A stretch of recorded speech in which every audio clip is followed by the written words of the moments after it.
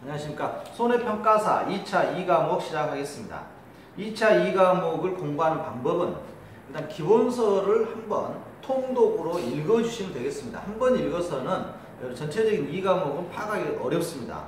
1과목은 단순히 암기고 여러분들에게 우리 카페에 올려져 있는 자료 2장 정도가 정리가 잘 되어 있습니다. 그 2장을 놓고 여러분들이 비교해 보면 전체적으로 흐름을 파악할 수가 있는데 2차 2과목은 그렇지가 않습니다. 또 2차 2과목에서는 계산 문제를 여러분들이 접근하셔야 되기 때문에 2차 2과목의 이론 내용 중에서 어떤 내용들이 포함되어 있냐면 계산식을 우리가 풀어놓은 게 있습니다. 그래서 그 계산식을 풀이하는 과정이 시험에 출제될지는 않을 겁니다. 그렇다 보면은 그런 문제들을 여러분들이 뭐 나누고 어쩌고 하는 것들이 이론서로 배운다는 것이 약간은 불편할 수도 있으니까 전체적으로는 한번 쭉 읽어보신 다음에 그다음에 단원평가를 한번 풀어보시고 계산 문제를 풀어보신다면 오히려 쉽게 전체적인 내용을 파악하기가 좋습니다. 근데 이 과목이 그렇지 않다면 좀 어려울 것 같고요. 또 아예 거꾸로 학습법이라고 생각하시고 계산 문제를 먼저 풀어보시는 것도 좋을 것 같아요. 그래서 계산 문제를 먼저 풀어보시면 전체적인 공식이 여러분들에게 한 10개에서 15개 정도 될 겁니다. 그 공식을 우리가 먼저 이해를 하고 암기를 할 수 있다면 전체적인 내용을 파악하시기가 조금 더 쉽지 않겠느냐 이렇게 생각을 합니다. 그리고 저희가 문제는 지금 전체적으로 어떻게 구성될지를 모르기 때문에 문제 형태를 조합해 봤는데요. 1회 시험이고 지난번 여러분들이 아시다시피 2차 시험 합격자가 1865명입니다. 2차 시험 면제자들까지 한다면 약 4,000명 정도가 시험에 응시하지 않겠느냐 이렇게 예상을 합니다. 4,000명 정도 응시하면 그 중에서 정부 방침이 최근 3년 안에 약 2,000명의 손해평가인을 육성하는 게 목표를 하고 있기 때문에 약 700명 정도는 합격하지 않겠느냐 이렇게 생각을 합니다. 그렇다고 보면 여러분들의 시험 점수는 서술형에서 결정되는 게 아니라 이런 시험은 오히려 단답형에서 시험 여러분들의 당락이 결정될 걸로 예상을 합니다. 단답형 같은 경우는 1과목에 5문제, 2과목에 5문제 출제하도록 되어 있으니까 단답형은 차이점을 좀 구분해서 단답형은 거의 다 맞아야 되지 않겠느냐 생각을 하고요. 그 다음에 서술형 같은 경우는 통상 이런 시험은 인정점수라는 게 있습니다. 그래서 인정점수가 있기 때문에 서술형에서는 완벽한 답을 쓰시는 것도 좋지만 전체적인 흐름 속에서 전체적인 내용에 충실하게끔만 여러분들이 작성해 주신다면 인정점수를 맞기 때문에 합격률을 높이려면 인정점수가 아마도 높아질 겁니다. 그래서 서술형에 대한 부담감을 토시 하나 틀리지 않고 쓰겠다. 그런 마인드로는 약간 2차 준비하기가 굉장히 어려울 겁니다. 그래서 전체적인 머릿속에 있는 내용을 어떻게 중요한 단어 중심으로 여러분들이 키워드 중심으로 서술형을 구성해 주신다면 아마 충분한 인정점수 얻어서 좋은 결과가 나오지 않겠느냐 생각합니다. 그 다음 계산 문제에 대한 부담감이 많이 있는 걸로 알고 있는데요. 계산 문제는 저희들이 어쩔 수 없습니다. 충분히 과목별로 1차 과목에서도 한 문제, 2차 과목에서도 한 문제, 그런데 1차 과목에서는 계산 문제로 출제할 게 없으니까 2차 과목에서는 계산 문제를 2문제 정도를 여러분들이 서술형 정도에서는 각오를 하셔야 되는데 해보시면 아시겠지만 다 주어질 겁니다. 다 주어지고 간단한 계산 문제는 없을 걸 예상을 합니다. 어떤 항목을 주어지고 거기서 한 번 계산하고 한 번 더 계산하는, 그래서 2번 계산해서 문제를 푸는 가장 대표적인 게 PL이죠. PL은 주지 않고 PL을 한번 구한 다음에 나중에 보험금을 구하는 이런 형태의 계산 문제가 출제될 걸 예상을 합니다. 그러니까 여러분들께서 2차 과목, 2과목을 준비하실 때는 계산 문제와 관련된 공식은 여러분들이 몇 가지는 준비하셔야 되지 않겠느냐 이렇게 생각을 하고요. 그다음 계산기는 여러 시험장에 지참하도록 되어 있으니까 충분히 계산기를 활용할 수 있는, 오랜만에 계산기를 이렇게 하시던 분들은 잘 안 됩니다. 계산기가 한 번은 나눠야 되는데 이게 잘 안 되니까 미리 숙달하시기 바랍니다. 그리고 1과목 같은 경우는 여러분들이 정신이 약간 좋을 때, 약간 맑을 때 그때 암기 유지로 하시는 것이 좋지 않겠느냐 생각을 하고요. 2차 과목에 이 과목은 약간 이해를 필요하고 공식을 알아야 되니까 약간 오히려 시험 보시기에 편할 수도 있겠지만 누구나 계산 문제에 대한 부담감이 있기 때문에 그렇습니다. 그리고 그 계산 문제는 저희 카페에 올려져 있지만 농협보험에서 손해평가인 교육 자료가 있습니다. 이 교육 자료에 보시면 계산 문제가 수록이 되어 있어요. 그래서 제가 보기에는 그 안에서 출제될 걸 예상을 합니다. 좀 더 시험 문제를 구체화시키고 좁힌다면 그 안에서 계산 문제, 이미 계산 문제를 보여주고 있기 때문에 아마 그런 형태의 계산 문제가 출제되지 않겠냐 싶으니까요.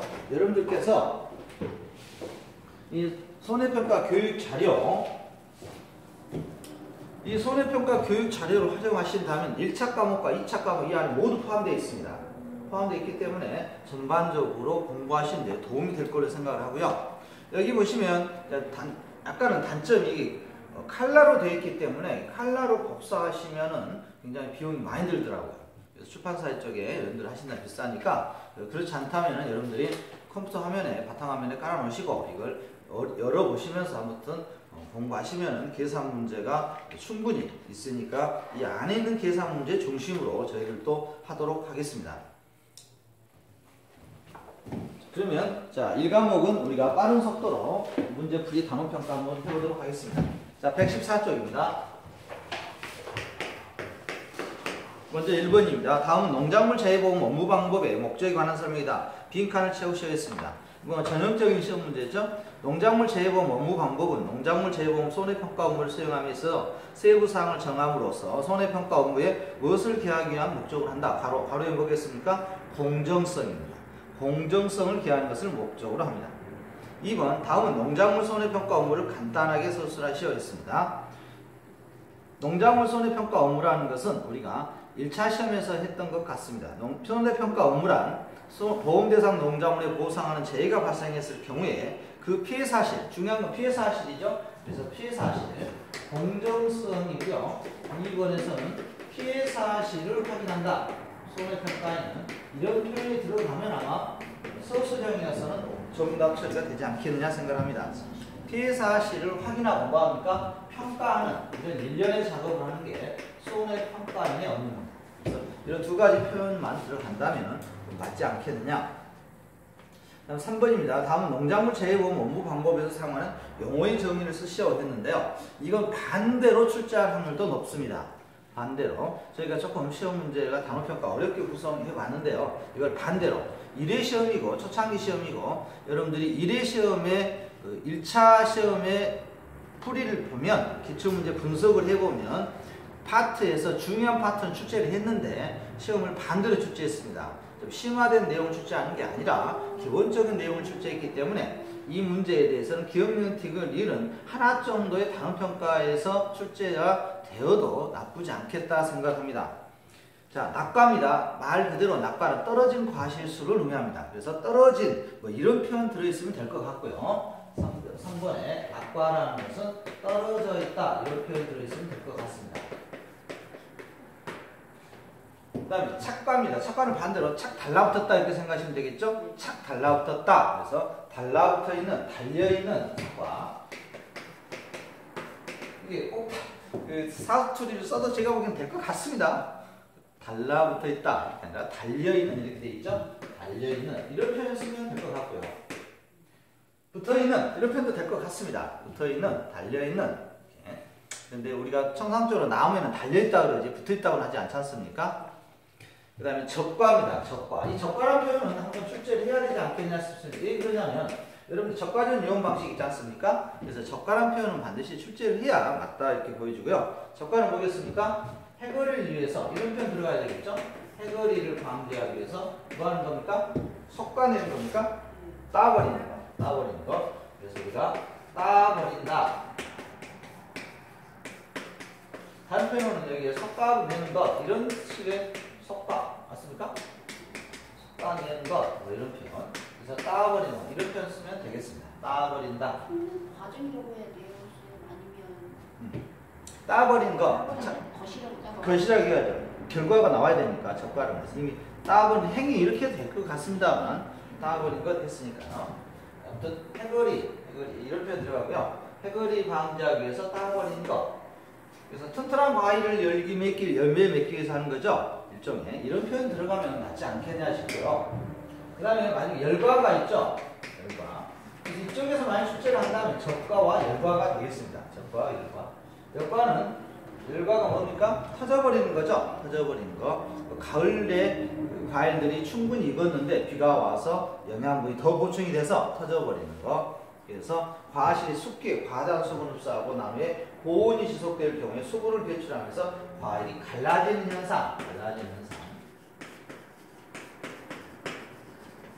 우리 표현이 이상할 수도 있겠습니다만 이 열과 같은 경우는 우리 주부님들이 얘를 낳고 나서 이런 현상 많이 나오시죠? 여기가 자 갈라지는 현상, 과실이 갈라지는 현상. 이런 표현, 갈라진다, 따버린다, 달려있다, 떨어져있다 이런 표현만 들어가면 제가 보기에는 서술형이라 할지라도 아마 정답 처리가 될 겁니다. 여러분들의 서술형의 장점 중에 하나는 서술형을 하는 이유는 여기에 서술형에서 아주 중요한 용어가 나옵니다. 그 문제에 중요한 용어가 있는데 그 용어만 넣어주면 되는 겁니다. 그래서 서술형이라는 것은 부사 중심이라든가 동사 중심으로 쓰는 게 아니라 명사를 명확하게 쓰셔야 합니다. 명사가 뭐겠습니까? 정답이잖아요. 그래서 명사를 덧붙이는 게 형용사라든가 부사라든가 동사적인 표현이지 않습니까? 그래서 혹시라도 서술형 문제에서는 명사, 여기서 낙과는 말 그대로 떨어져 있다, 떨어져 나지 않습니까? 붙을차. 그래서 이런 표현을 써주는 것이 정확한 표현 되겠습니다. 서술형의 장점에서는 명사를 명확하게 써준다. 명사를. 이게 가장 중요하고요. 명사를 붙하는 부사라든가 형용사에 대해서는 이렇게 큰 의미를 두시지 않아도 되겠습니다. 그래서 보조하는 언어는 크게 신경 안 쓰셔도 되겠고요. 그래서 이 문제는 한번 여러분들이 검토하시기 바라고요. 다음 4번입니다. 다음 농작물 재보험 계약자가 보험 담당자에게 사고 발생 통지를 한 경우 보험 담당자가 사고 접수 내용을 계약자에게 통보하는 방법을 적으셔야 했는데요. 계약자에게 어떻게 통보하냐 이거죠. 보험사고 접수증 또는 문자 메시지를 한다는데 이런 문제를 뭐 출제하겠습니까?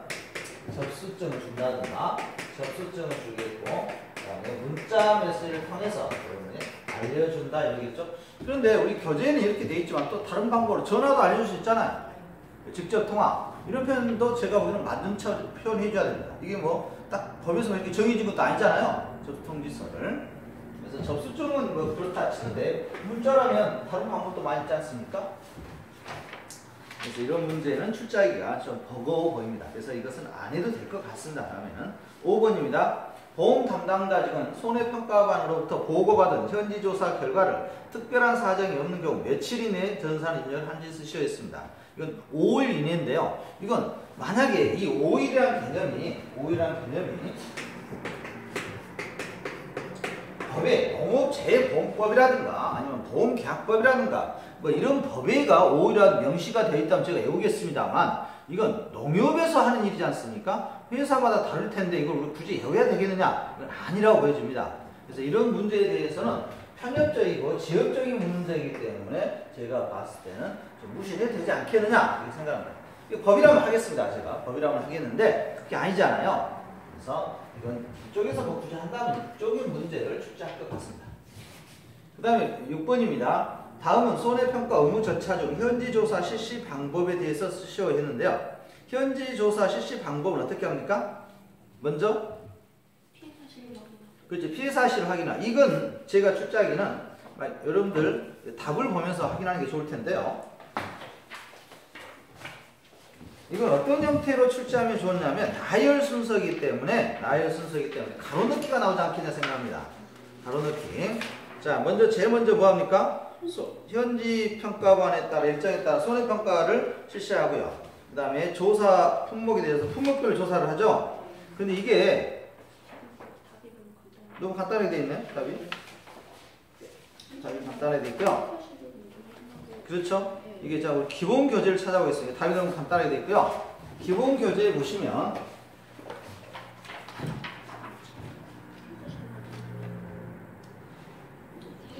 교재를 보시면 몇 페이지냐면 여러분들 기본교재 2페이지에 여기죠? 4페이지네 4페이지 4페이지 자 기본서 교재 4페이지 아닙니까? 아 예, 뭐야? 이 내용이죠? 여기 있습니다. 사고 접수. 자, 그래서 이 사고 업무 절차는 시험 문제에서 이번 시험에 출제하기에는 저희는 전반적인 내용을 하고 있는데 첫 번째 뭐 합니까? 사고 접수죠. 사고 접수. 손해평가 업무 절차. 손해평가 업무 절차에 대해서 지금 쓰고 있는 거죠. 근데 여기서 현지 조사만 나와 있고요. 사고 접수를 하고요. 사고 접수를 하고. 그 다음에 뭐 합니까? 사고 접수에 따라서 손해평가반을 구성하는 거죠. 손해평가반.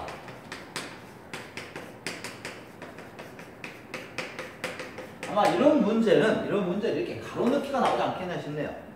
가로넣기. 이렇게 박스를 주어지고 이런 식으로 가로넣기를 하는 이런 순서지. 그 사고 접수 내용과 손해평가반 구성 내용 구체적으로 쓰라는 일은 없지 않습니까?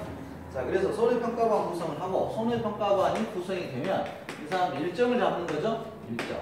구성을 잡고 일정을 잡고 일정의 계획에 대한 수립을 하는 거죠. 일정 계획 수립을 하고요. 근데 여기 보면 농협의 담당자들은 사고 접수가 된 계약에 대해 품목, 생육시기, 재해 종류 등에 따라 조사 종류를 결정한다 그랬는데요. 이 조사 종류 방법까지 지금은 외울 필요 없습니다. 하시다 보면 이게 자연적으로 외워집니다. 자연적으로 외워지니까 지금부터 뭐 품목, 생육시기, 재해 종류를 외워야 되겠다 이렇게 생각하시지 말고요. 이건 나중에 보시면 당연히 이런 걸 해야 되겠다 하실 거니까 지금 하시지만 여기서는 순서 흐름도만 정리하시기 바랍니다. 이런 흐름도는 다른 시험 문제에서도 유사하게 자주 출제가 되기 때문에 그렇습니다. 막 흐름도를 파악하는 문제는 이게 하나 있는 것 같습니다. 흐름도는. 그러니까 흐름도만 정리하시면 되겠습니다. 그 다음에 뭐 하는 겁니까? 손해평가반을 구성했으면 이제 현지 조사를 하는 거죠. 현지 조사. 현지 조사를 실시하니까 직접 나가보셔야 되겠죠? 직접 여러분들이 가서 보셔야 되겠습니다. 그 다음에 이 현지 조사 결과에 대해서 어떻게 합니까? 현지 조사 결과에 대해서 현지 조사 결과 교재 보니까 뭐라 했습니까? 전산 입력한다고 되어 있죠? 전산 입력입니다. 이 전산 입력이 뭐 특별한 경우가 없으면 5일 이내에 입력한다 이렇게 되어 있잖아요. 그 다음에 전산 입력을 하게 되면 사고 접수에 대해서 이 전산 입력에 대한 내용에 대해서 사고 접수 위에 본부가 있거든요. 농협처의 본부. 여기에서 이제 다시 한번 확인하는, 검증하는 이런 절차가 있습니다. 그걸 검증 안 해도 되겠죠. 검증 안 할 수도 있겠지만, 검증한다는 이런 내용이고요. 그래서 본부가 직접 조사 및 검증 조사를 실시하고요. 이제 검증 조사가 완료되면 보험금을 지급하는 이런 순서로 되었습니다. 그래서 이 사고 접수와 관련된 이 내용은 제가 보기에 1과목 단원평가에 대해서는 가장 중요한 내용 같아요.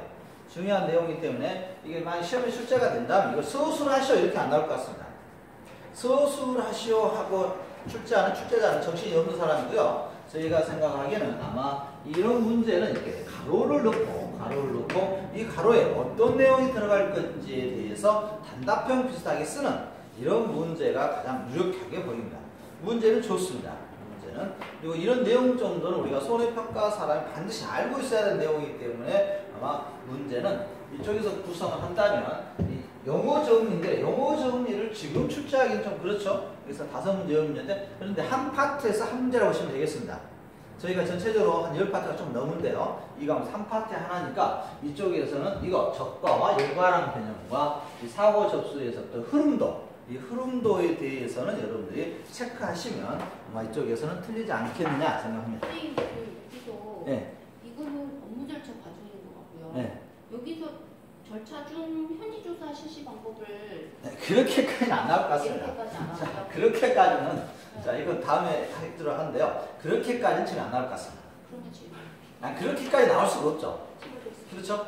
이 현지 조사 실시 방법에 대해서는 각 회사마다 4개마다 틀릴 텐데 그렇게가 아니고요. 근데 이런 흐름도는 다른 회사도 마찬가지 같습니다. 사고 접수를 받고, 사고 접수를 받아야 되겠죠? 통지 의무가 있으니까 보험계약자의 통지 의무에 의한 사고 접수를 받고, 그럼 사고 접수를 받은 다음에 손해평가반 구성한다는 게 특이하지 않습니까? 손해평가반 구성하고, 그다음에 이 손해평가반을 구성해 놓은 보니까 각자 모이다 보니까 일정을 잡기가 바쁜 거지 어느 지역으로 가야 될지. 그래서 일정 계획을 수립한 다음에 직접 가서 조사 실시하고, 이 조사 내용에 대해서 본부에 알려줘야 될 거 아니겠습니까? 그래서 전사 입력하고 이게 이제 5일 이내 한다는 거죠. 이런 것도 제가 보기에는 나오면 어쩔 수 없지만 한번 우리가 냉정하게 생각해 보자 이거죠. 이번 시험에 대해서 전체적인 내용, 보편 타당한 내용을 출제해야지. 농협보험에 대해서 우리가 농협 직원도 아닌데, 그렇죠? 농협 직원이라면 이게 여러분들 손해평가 농협 책자 가지고 와서 시험을 봐야 되는데 그건 아니지 않습니까? 그래서 이런 현재 흐름도만 아시면 될 것 같습니다. 그래서 현재 조사 실시하는데 가서 품목, 어떤 품목, 이거 당연한 거 아니겠습니까? 사고 접수인데 자둔지, 그렇죠? 복숭아인지 이거 이미 나와 있을 거 아닙니까? 그렇죠? 나와야죠. 그 다음에 우리가 생육시기에서 보장되는지 안 되는지 따질 거예요. 등이라고 돼 있잖아요. 등. 이거 다른 것도 알아봐야 되고 현재 이것만 하겠습니까? 또 태풍이 왔었는지 안 왔는지 재해. 이렇게 맞아. 그렇죠. 그러니까 네. 그다음 얼마나 도복이 얼마나 되는지 이거 다 알아봐야 될 거 아니겠습니까? 그러니까 이 현지 조사 구체적인 내용은 안 나올 거다 생각하는 거죠. 그래서 어떻게 나오겠다? 흐름도에서 가로넣기. 제가 보기에 딱 두 개입니다. 가로넣기 저한테 넣으라면 검증 단계하고 그다음 손해평가와 구성입니다. 이거 여기서 또 가로넣기는 안 주죠. 시험 문제가. 사고 접수하고 가로넣기 하나 하고 현지 조사하고 가로넣기 실시 조사하고 마지막 이거 하고 원금 지급 이 정도. 마지막도 안 줄 겁니다. 가로넣기를. 그러면 여기서 딱 할 만한 게 검증 단계하고 손해평가방 구성은 특이하지 않습니까? 특이하죠? 그러니까 이건 아마 이런 식으로 시험 문제가 출제할 거다 이렇게 보여집니다. 자, 2단락입니다. 단어평가 2입니다. 자, 영어 정리인데요. 이 영어 정리는 우리가 거의 안 틀려야 되겠죠? 제가 생각이 그렇습니다. 1과목의 영어 정리도 안 틀려야 되겠고 2과목의 영어 정리도 안 틀려야 되겠습니다. 누구는 이것은 뭐 우리가 1차 시험에서 했던 거예요. 손해평가 재해 업무와 관련돼서 유촉한 사람, 업무 담당한 사람 뭐라고 합니까? 손해평가인이라고 하죠. 그래서 2단원에 이거는 손해평가인에 대해서 이렇게 가로넣기 하시면 되겠습니다. 근데 우리가 손해평가인 시험이니까 손해평가사 시험이니까 한 번 쓰도록 하지 않겠습니까? 상식선에서 한 번은 써야 되지 않겠냐 싶은데 안 쓰면 어쩔 수 없고요. 그 다음에 손해평가인 업무도 나쁘진 않죠. 업무세가 있어요. 아까 해봤죠? 피해사실하고 뭐합니까? 평가하고 기타 손해평가에 관한 내용. 그래서 손해평가이라는 것은 피해사실 중요하죠.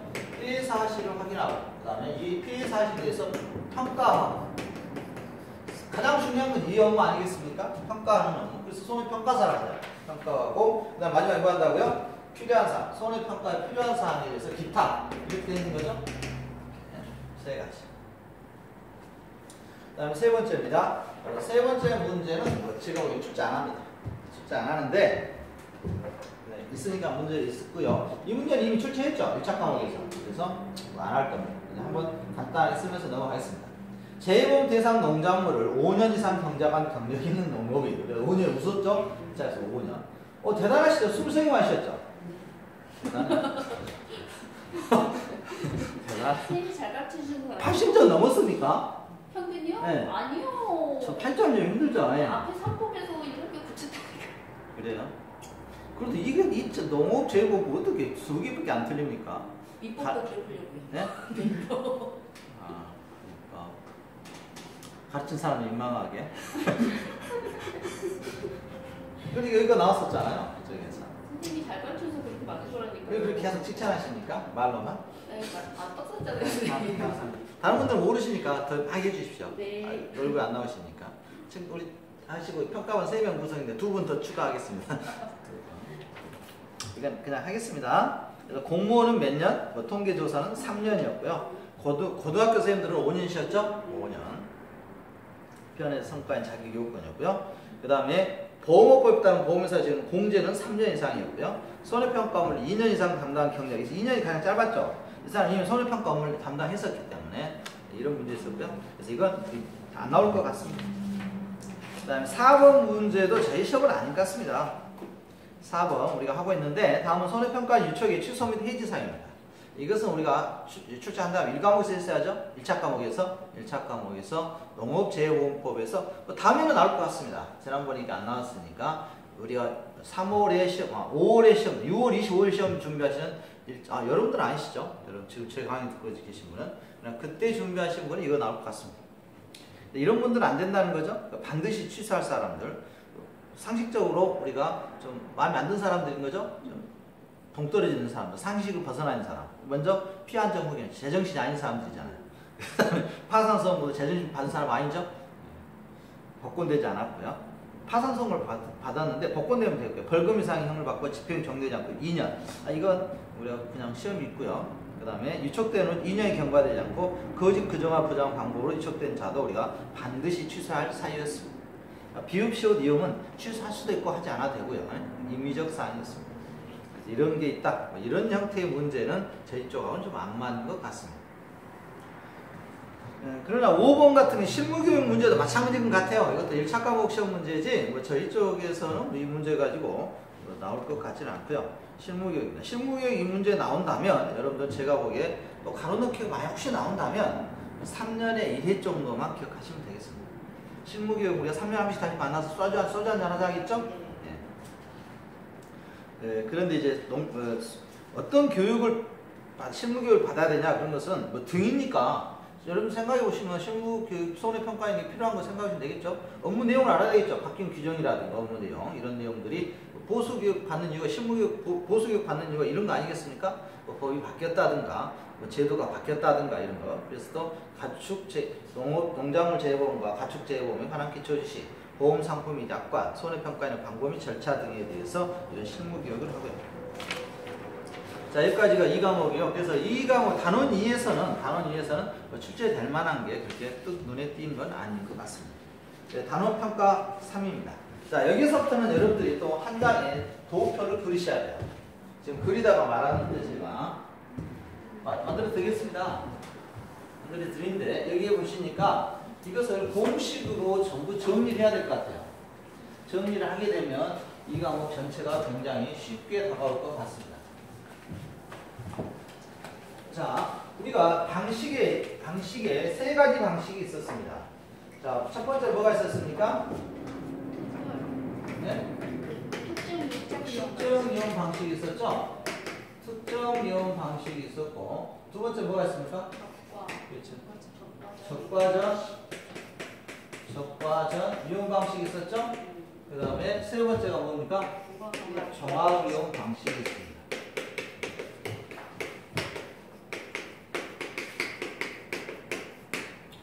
부족하겠는데? 장소가? 여러분들 좀 넉찍하게 적었으면 좋겠습니다.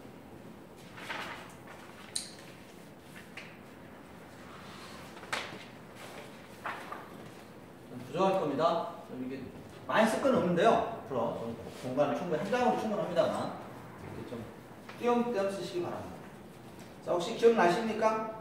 특정 이용 방식에서 손해보장하는 방식이 세 가지가 있습니다. 세 가지. 여기서 이렇게 쭉 쓰면 좋겠는데 첫 번째, 두 번째, 세 번째. 첫 번째 특정 이용 방식에서 우리가 보장하는 손해 방식. 저를 찾아보시지 말고 책이라도 봐보시고 모른 척도 하시렵니까? 드리트 모른 척 하기 또 작전입니까? 세 개 있잖아요. 손해보장 방식.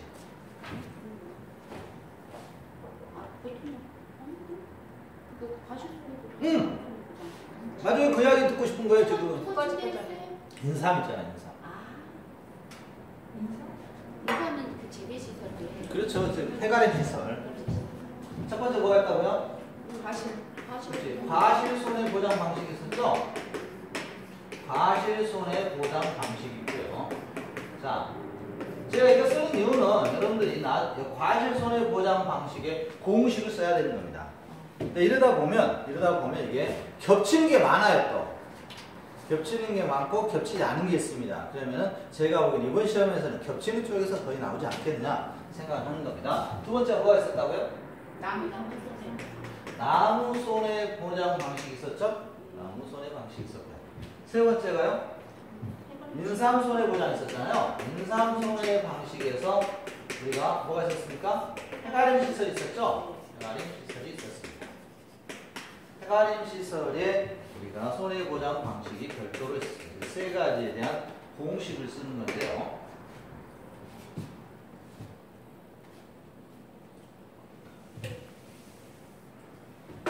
먼저 기본적으로 보험금 지급은 어떻게 합니까? 보험금은 우리가 1차 과목에서 한번 시험 봤었는데 보험금 지급은 보험 가입 금액 그렇죠? 보험 가입 금액 곱하기죠? 네, 1 마이너스 자기 부담. 그렇습니다. 1 마이너스 자기 부담률. 그게 우리는 피해율이라고 합니다. 피해율 마이너스 자기 부담. 자기 부담 있을까요? 자기 부담 여기까지 나오나? 비율.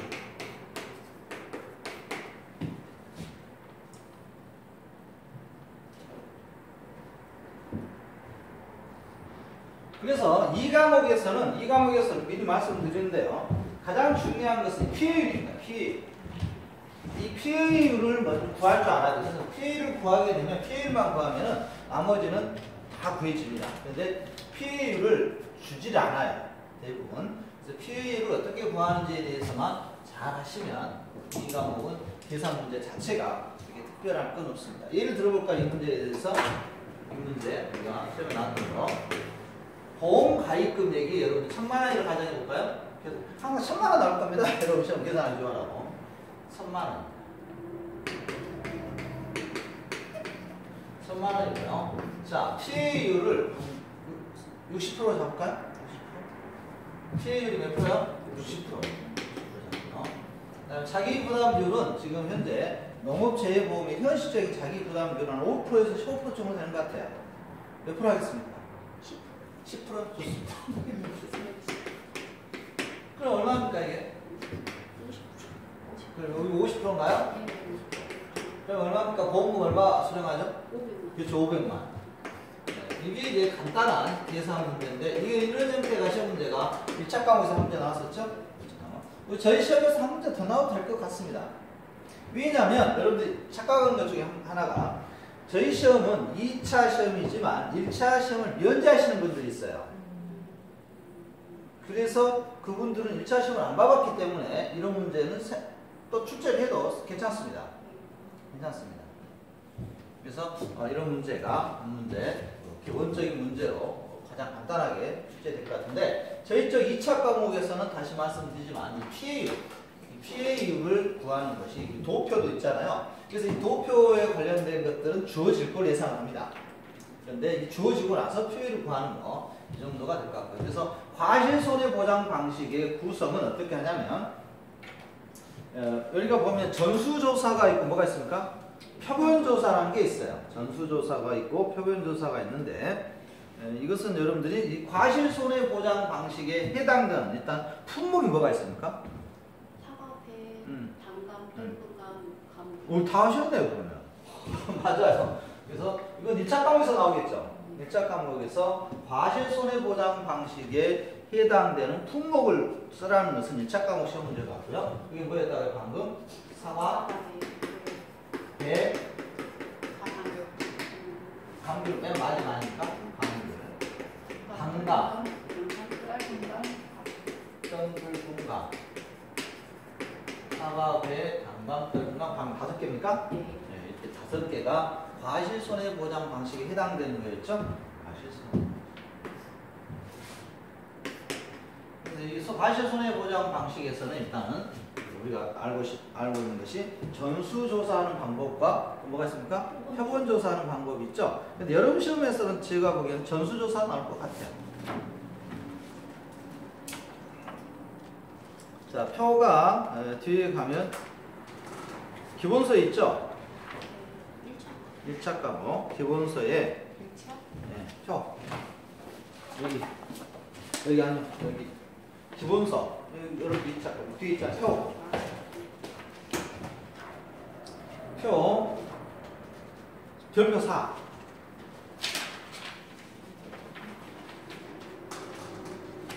별표 4에 보시면 지금 저희가 특정 유형 방식 하고 있잖아요. 특정 유형 방식에서 자 여기서 우박 있고 태풍 있고 찾으셨습니까? 태풍 그 다음에 태풍 플러스 우박 별표 4 별표 1-4 말고요. 네, 몇 점 정도 아니 그렇죠 여기 있네 별표 3이 현장 별표 4 자, 이 별표 4를 보시면 별표 4 찾으셨습니까? 네. 여기에 보시면 사과에서 우박 하나 예를 들어본다면 우박에 보시면 육아 타박률 조사라는 게 있죠? 육아 타박률 조사에서 여러분들이 기억할 게 먼저 뭐가 있습니까? 평년 착과수 마이너스 적과 후 착과수 곱하기 이게 7분의 10이 여러분 시험에서는 제가 봐도 의미 없을 것 같습니다. 이거 무조건 일로 해줄 것 같아요. 이게 왜냐면 육아 타박률이라는 게 있거든요. 그 타박률을 다 외울 수는 없어요. 근데 타박률이 70%인가요? 70% 이상이 되면 의미가 없어요. 그래서 일로 계산할 것 같고요. 곱하기 100 마이너스 미보상 비율인데 그래서 그 밑에 있잖아요. 단 육아 타박률이 70% 이상인 경우는 일로 적용한다 이렇게 있잖아요. 그래서 혹시 나온다면 이건 일로 하기 때문에 큰 의미가 없다고 보여지는데요. 큰 의미가 보여지는데 먼저 이제 전수조사니까 우리가 일단은 피해 그 과실 구하는 거 그 위에가 있나요? 자, 그 위에 보시면 뭘 한번 해보고 싶냐면요. 제가 80%는 몇 프로 피해비 여기 있네. 한 장 넘겨볼까요? 적과 종료 한 장 넘겨보시겠습니다. 사과배에 적과 종료 사고가 있죠. 그 밑에 뭐가 있습니까? 남 우박 피해 과수원의 수학전 피해 조사가 있잖아요. 여기 전수조사라고 있잖아요. 예, 여기 착과 100% 피해 과실수 플러스 80% 피해 과실수 곱하기 0.8 플러스 50%형 과수 피해 과실수 곱하기 0.5 돼 있잖아요. 이걸 어떻게 구하는가 한번 해보겠다 이겁니다.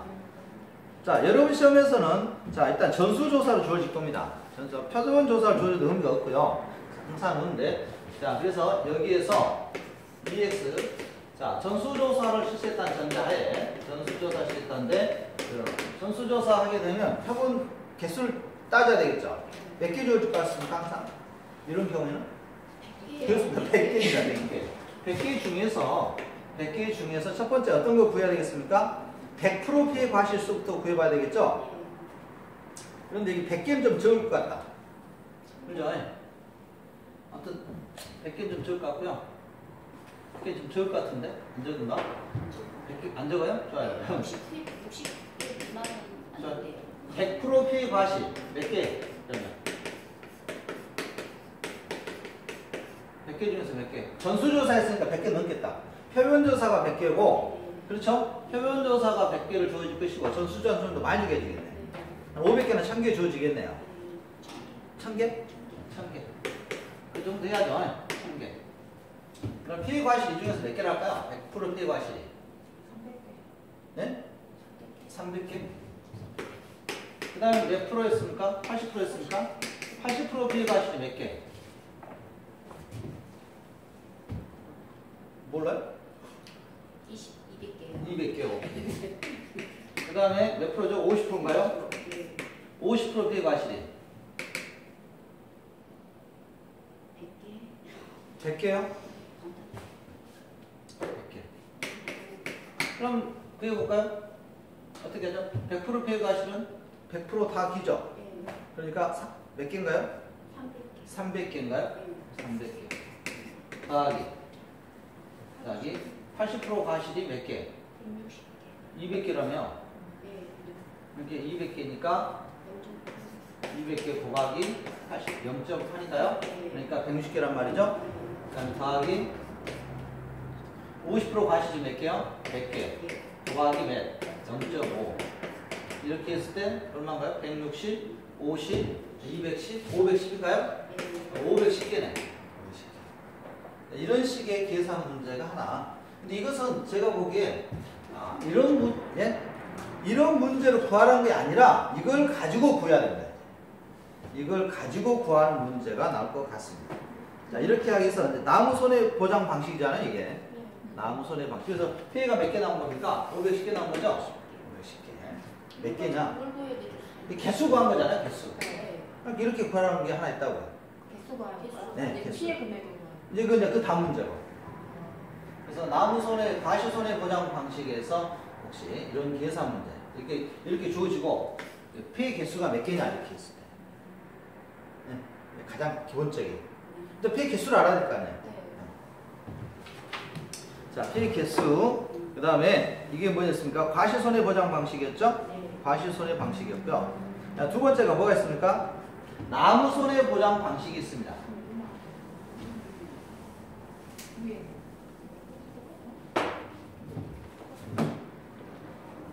아니 그렇게 돼 있잖아요. 아니 후박이랑 집중호우 여기 아니, 똑같은가요? 아니 달라. 여기에서 예를 들어본 거가 하나. 지금 우박 피해에서 우리 수학적 피해 조사만 해봤잖아요. 전수조사. 네, 여기서 착과에서 100% 피해 과실수 더하기 80% 피해 과실수 곱하기 0.8 이것만 해본 거예요. 이제 착과의 과실 전수나. 그렇습니다. 네, 사과 배에서 우리가 우박 피해 과소원의 수학적 피해 조사만 한번 해봤어요. 이런 게 있다 생각하시고요. 자, 두 번째가 뭐였냐면 나무손해보장 방식이 있을 거 아니겠습니까? 자, 나무손해 방식은 여러분들 있나요? 여기 있을 거예요, 어디?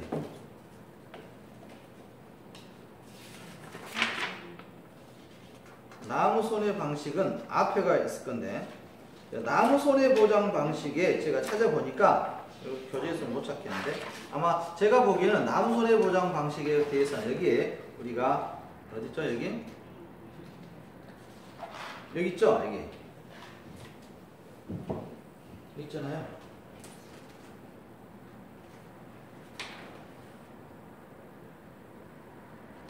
여기 보험금 산정 방법에 특정 이용 방식에서 나무손해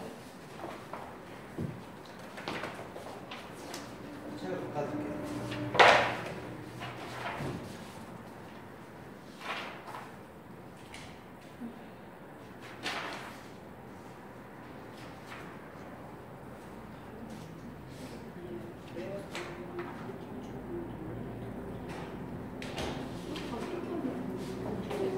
네?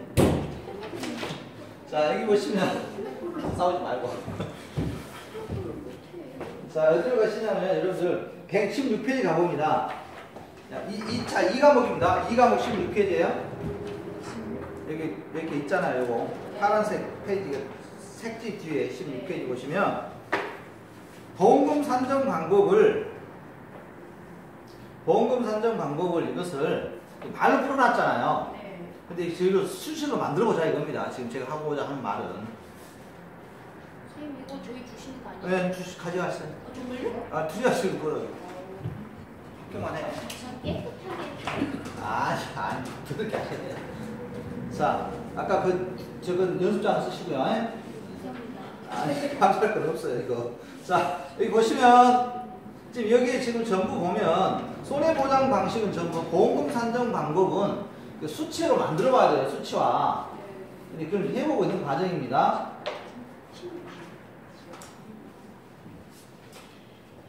자, 여기에서 지금 저희가 뭐 하고 있는 겁니까? 나무 손해보장 방식 해보겠다는 거죠? 이렇게 나무 손해보장 방식에서 저희들이 손해보장 방식을 지금 살펴보고 있는 겁니다. 어떻게 하고 있냐 이거죠. 특정 요원 방식에서 나무 손해보장 방식에 자, 여러분들이 적과전 나무 손해보장 방식은 2번, 1번, 2번. 자, 뒤에가 있나요? 방금 우리가 20페이지에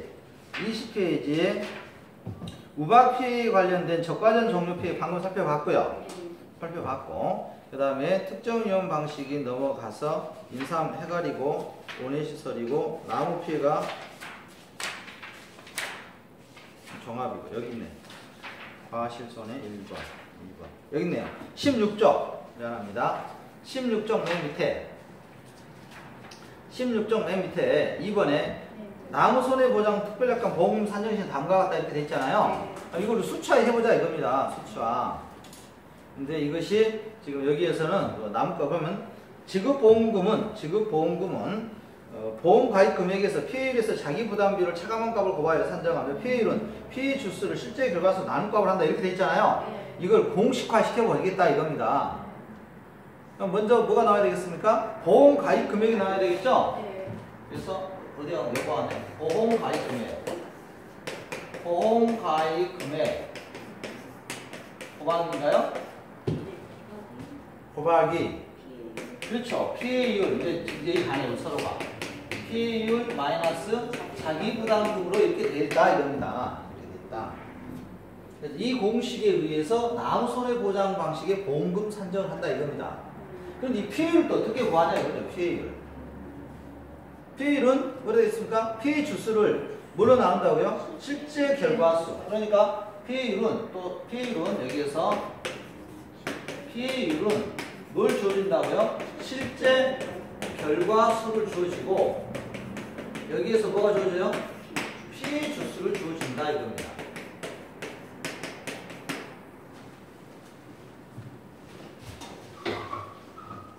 그런데 여기에서 예제에서 2번 한번 볼까요? 나의 자기 부담 비율은 몇 프로 한다고 됐습니까? 이걸 외울 필요 없을 것 같습니다. 제가 보기에는. 자기 부담 비율은 다 주어질 것 같아요. 만약에 시험 문제 출제한다면. 근데 여기에서 이렇게 하겠다면, 예를 또 들어본다면, 이 문제를 만들어 본다면, 보험 가입 금액을 또 1,000만 원 해야 되겠죠? 1,000만 원 하고, 피해율은, 자, 몰라. 피해율은 놔둬봐. X표, X. 그리고 자기 부담 비율을 몇 프로 여기서? 3%로 했대요. 3%. 그럼 여기서 뭘 구해야 됩니까? 그렇지. 피해율을 구하라 이겁니다. 그럼 피해율을 구하기 위해서 뭘 주어주겠습니까? 여기다가 뭐 나오면 실제 결과수를 주어주겠죠. 실제 결과수는 100주 이렇게 주어질 것이고 200주 주어질 수도 있겠고 피해 주수도 주어지겠죠. 피해 주수 얼마나 주어질까요? 60주 줄까요? 이렇게 하면 뭐가 나옵니까? 피해율이 나오죠. 그럼 피해율이 얼마입니까? 60%인가요? 너무 많은가? 6%인가요? 실제 결과